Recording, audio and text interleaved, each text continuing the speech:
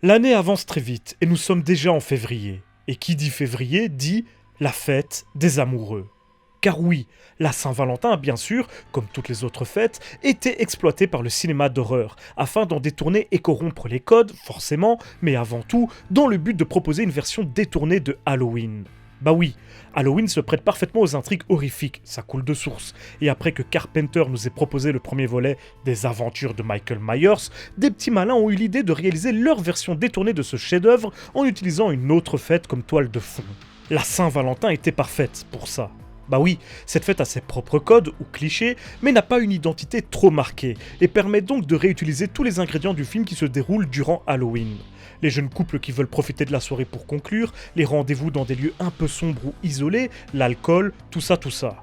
Et vous aurez compris que la franchise dont est issu l'antagoniste du jour utilise la Saint-Valentin exactement de cette façon, comme un prétexte. Il n'empêche, le méchant en question est devenu culte avec le temps, et mérite donc son épisode du bestiaire.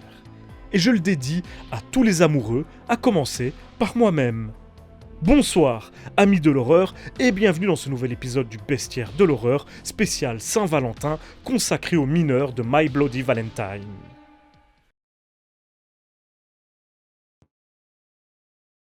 Welcome to hell.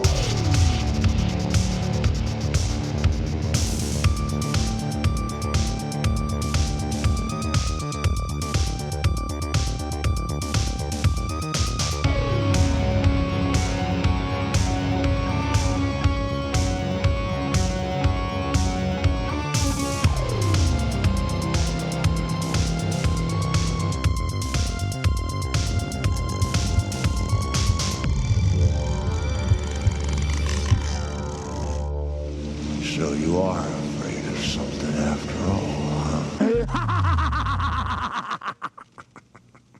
Le mineur, aux identités multiples comme nous le verrons dans quelques minutes, apparaît donc pour la première fois en 1981 dans My Bloody Valentine de George Mihalka, un slasher canadien devenu culte avec les années, à tel point qu'il bénéficiera d'un remake américain en 2009, réalisé cette fois par Patrick Lussier, alors que Hollywood est en plein dans la mode des remakes de classiques du slasher, et toujours à la recherche de productions horrifiques qui rapportent gros, mais à moindre coût. Et si au départ le mineur était un antagoniste un petit peu anecdotique, il a pu, avec le temps, acquérir une véritable aura iconique, à cause de son association avec la Saint-Valentin, déjà, à laquelle il est désormais à jamais lié, mais aussi grâce à son look, simple et efficace. Car oui, il n'a pas usurpé son surnom, il est littéralement habillé en uniforme de mineur, avec sa combinaison de travail, son masque à oxygène et son casque affublé d'une lampe. Ajoutez à tout cela son arme de prédilection, une pioche, qui fait d'énormes dégâts, et ce qui n'était à la base qu'un ersatz de Michael Myers est devenu un antagoniste à part entière, avec sa propre popularité. Nous allons pas mal parler d'héritage, de façon détournée, dans tout le reste de cette vidéo, en abordant, pour commencer, les origines de notre antagoniste du jour. Comment le mineur est-il apparu pour la première fois ? Bon, déjà, il faut bien être conscient que, même si c'est une toute petite franchise composée à ce jour de seulement 2 films, eh bien, elle est constituée de 2 timelines différentes, qui ont des éléments en commun et d'autres en contradiction.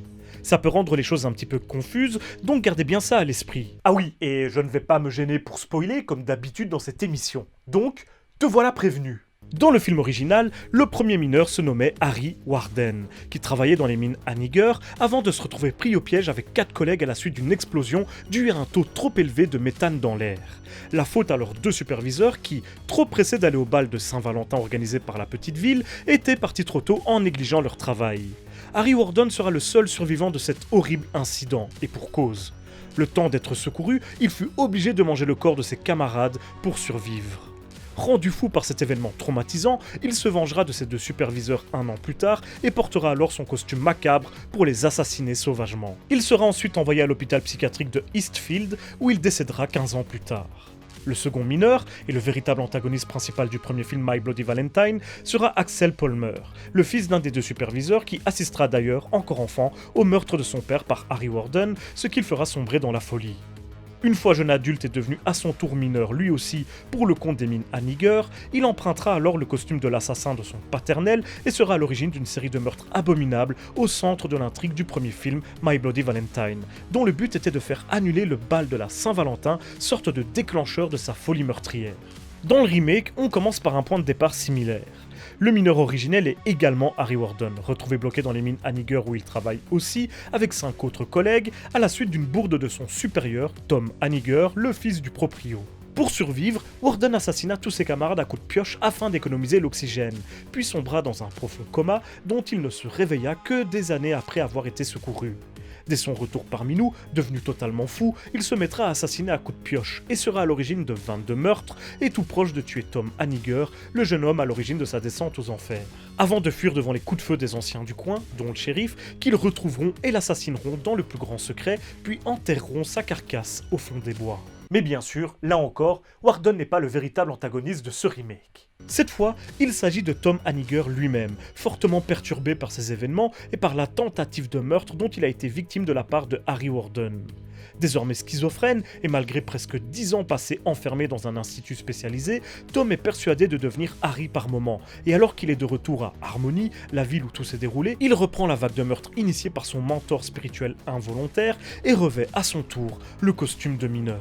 Vous vous en rendez compte ? Le mineur, c'est plus un costume qu'un personnage à part entière. Même si, on va pas se mentir, l'ombre de Harry Warden plane toujours sur lui. Si le mineur a une identité, c'est bien celle-là. Et je m'explique rapidement. Déjà, les deux films utilisent le même subterfuge pour leur whodunit, qui vaut ce qu'il vaut, il n'est pas particulièrement subtil ou bien écrit, mais il existe. Alors que les antagonistes des deux films massacrent tout le casting, nous avons droit à une enquête qui cherche à démasquer le tueur, et forcément, à chaque fois, on essaye de faire douter le spectateur en lui faisant miroiter un potentiel retour de Harry Warden. Dans le premier film, même nos policiers ne savent pas s'il est toujours enfermé ou même s'il est toujours vivant. L'administration des petites villes américaines étant ce qu'elle est, l'information n'est pas facile d'accès, et nous sommes donc bien dans le doute, jusqu'au milieu du métrage à peu près, où nous apprenons sa mort en même temps que la police. Dès lors, le doute subsiste malgré tout, mais de façon infime, anecdotique. Harry Warden est-il revenu d'entre les morts pour se venger ? C'est tout de même très peu probable, à moins que le film ne sombre dans le fantastique, ce qui ne sera pas le cas, comme vous l'aurez compris. Dans le remake, on commence avec un flashback de l'incident de la mine, puis des tueries de Warden, qui se termine pour le spectateur sur la fuite du meurtrier, blessé, mais toujours vivant. Pour l'audience et une partie des personnages, il est donc toujours potentiellement vivant, et cette possibilité est alors prise en compte dans l'équation, jusqu'à ce que le secret de sa mort finisse par être révélé par le shérif lui-même. D'ailleurs, à ce moment-là, le film utilise un autre artifice extra-diégétique pour brouiller les pistes. Le shérif s'appelle Axel, comme le meurtrier du premier film. Et donc, le spectateur au courant de cette information pourrait être amené à penser que c'est lui l'antagoniste de ce remake, puisqu'il fera le lien entre les deux Axel. T'as compris. C'est une ficelle grossière et très peu subtile, et l'un des signes d'un scénario mal écrit. Mais là encore, je m'égare. Et si, comme nous l'avons vu, Tom se prend vraiment pour Harry Warden par moment, qu'il croit réellement le voir et donc le rend en quelque sorte vivant, du moins dans son esprit, et fait perdurer sa légende en prenant le relais malgré lui, dans le film originel, c'est un peu la même idée. Même si ça n'est pas martelé comme dans le métrage de Patrick Lussier, Axel se prend lui aussi pour Harry Warden, et quand il fuit à la fin, il le dit clairement. Harry et lui reviendront pour tuer tout le monde, donc soyez sur vos gardes. D'ailleurs, il est toujours vivant à la fin du premier film. Plutôt qu'un remake assez médiocre, peut-être aurait-il mieux valu nous donner une suite. Enfin bref, c'est un autre sujet.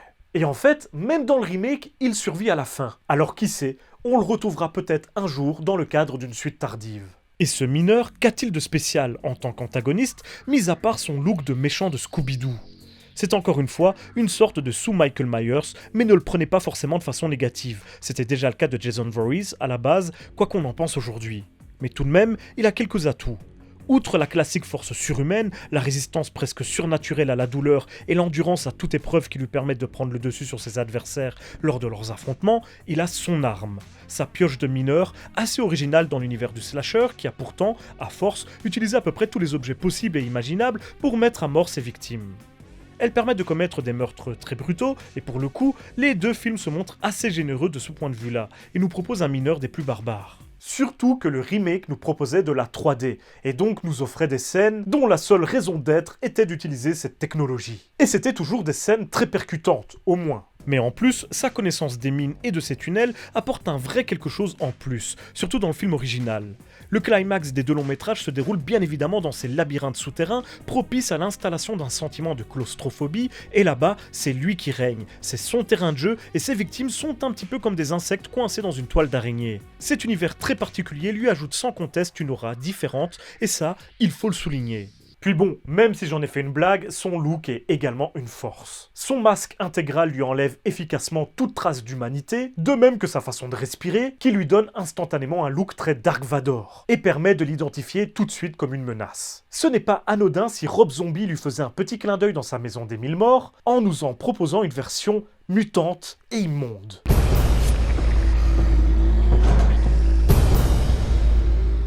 Et la Saint-Valentin dans tout ça? Eh bien, outre l'utilisation ô combien spéciale du symbole du cœur, que le mineur arrache à ses victimes féminines de façon rituelle et les offre dans des boîtes de chocolat en forme de cœur à la police, les deux films ont tout de même une particularité qui les rend uniques au sein des slashers. Ils sont construits autour de triangles amoureux dans les deux cas, dont font partie nos antagonistes bien sûr. Dans le premier film, Axel, notre mineur, est en couple avec Sarah, mais elle repense toujours à son ex, TJ, qui l'a abandonné sans vraie raison. Mais lorsque celui-ci revient dans sa vie, elle décide bien vite de mettre Axel sur le côté, et c'est la jalousie envers TJ qui consumera alors le cœur de notre tueur. Une situation que l'on retrouvera presque à l'identique dans le remake. Tom amoureux de Sarah, avec qui il était en couple avant de manquer de se faire tuer par Warden. Après cette épreuve, il quittera la ville et Sarah se mariera avec Axel. Mais lorsque Tom fera son retour, Sarah ne saura plus où elle en est, d'autant qu'elle sait que son mari la trompe. À nouveau, la jalousie sera au cœur du récit. Et en fait, c'est ça, Harry Warden. La jalousie qui ronge nos antagonistes, rendus complètement fous par leur amour non réciproque, obligés de voir la femme qu'ils aiment et qu'ils convoitent avec un autre, et souvent dans des histoires que nous pourrions qualifier d'assez injustes. Dans le premier film, TJ a abandonné Sarah, l'a laissée sans explication. Elle s'est alors tournée vers Axel, qui semble être plutôt correct avec elle. Quand TJ revient et qu'elle retombe tout de suite dans ses bras, on peut comprendre qu'Axel le prenne plutôt mal. Et dans le remake, ok, c'est Tom qui abandonne Sarah, mais celle-ci est mariée avec une ordure, qui la trompe avec ses propres employés sans ressentir aucune culpabilité, et qui, pour le coup, ne semble pas la traiter de la meilleure des façons. Et pareil, alors qu'ils se retrouvent, il semble évident que Sarah éprouve encore des sentiments pour lui, et vice-versa. La jalousie qu'il ressent est encore une fois humaine et compréhensible. Leur folie meurtrière est une sorte d'allégorie de cette jalousie dévorante qu'ils ressentent, et le revers de l'amour, le sentiment mis à l'honneur lors de la Saint-Valentin. C'est pour ça qu'à partir du moment où ils ressentent cette fameuse jalousie, Harry Warden prend le dessus sur leur personnalité. C'est la colère due au rejet, c'est le désespoir de la jalousie, le désir de possession qui les pousse à revêtir le costume du mineur. Dans le premier film, il fait irruption pour empêcher le bal de la Saint-Valentin d'avoir lieu, pour empêcher les habitants de la bourgade d'être heureux. Harry Warden est la personnification de ce sentiment très humain qu'est la jalousie, il est la tache de corruption qui vient gâcher la célébration de l'amour, il représente le revers de ce sentiment censé être si beau, il est ce que l'horreur est à la comédie romantique, ce que la jalousie est à l'amour, tout simplement. My Bloody Valentine est un slasher passionnel. Et mine de rien, c'est déjà pas mal, et ça rend l'utilisation de la Saint-Valentin plus sensée. Ça va un peu plus loin que le simple prétexte. Et cela a participé à l'iconisation du mineur, et lui a permis de sortir de la case de l'antagoniste anecdotique. Aujourd'hui, même si vous n'avez vu aucun des films, il est fort probable que vous connaissiez le mineur, au moins de vue, car sa célébrité a dépassé celle des films. Le nom de Harry Warden n'est pas très connu, de même que ceux des autres tueurs ou de ceux et celles qui s'opposent à lui, mais lui, son costume, son masque, il y a de fortes chances que vous les connaissiez. J'ai même vu des cartes de Saint-Valentin à son effigie. Si ça ce n'est pas la preuve de son succès, je ne sais pas ce que c'est. Et ça, c'est dû au mélange unique entre son apparence atypique et cette ambiance de Saint-Valentin, ce côté très drame romantique qui dégénère et se transforme en slasher énervé. Harry Warden, dans les deux films, c'est 24 victimes, Axel en fait 10 et Tom en fait 9. Le mineur, c'est donc 43 victimes en seulement 2 films et c'est un body count des plus respectables. De plus, ces meurtres sont souvent très graphiques, à tel point que plusieurs scènes de meurtre ont été censurées à l'époque, et ça se comprend, notamment celle, devenue classique, de la machine à laver, que l'on pouvait bien sûr retrouver dans le remake. En bref, le mineur de la Saint-Valentin est devenu un antagoniste culte du cinéma d'horreur américain, et plus précisément du slasher, et il est à jamais associé à cette fête des amoureux dans l'inconscient collectif, ce qui est une réussite à saluer. Pour toutes ces raisons, le mineur est devenu réel. Et ce, même si les nouvelles générations le connaissent peut-être moins, il est vrai. Dans tous les cas, la plupart d'entre vous ont certainement déjà ressenti de la jalousie, et moi de même d'ailleurs. Donc, la prochaine fois que vous donnerez rendez-vous à votre amoureux, à votre amoureuse, la prochaine fois que vous négligerez votre partenaire, faites attention. Le mineur, et avec lui la folie furieuse de Harry Warden et sa pioche, ne seront peut-être pas très loin. Et voilà, c'est déjà la fin de cet épisode du Bestiaire de l'horreur, j'espère qu'il vous aura plu, on se retrouve très bientôt pour une prochaine vidéo, et d'ici là, surtout n'oubliez pas, si vous avez peur, c'est que vous êtes toujours en vie. Joyeux Saint-Valentin à toutes et à tous.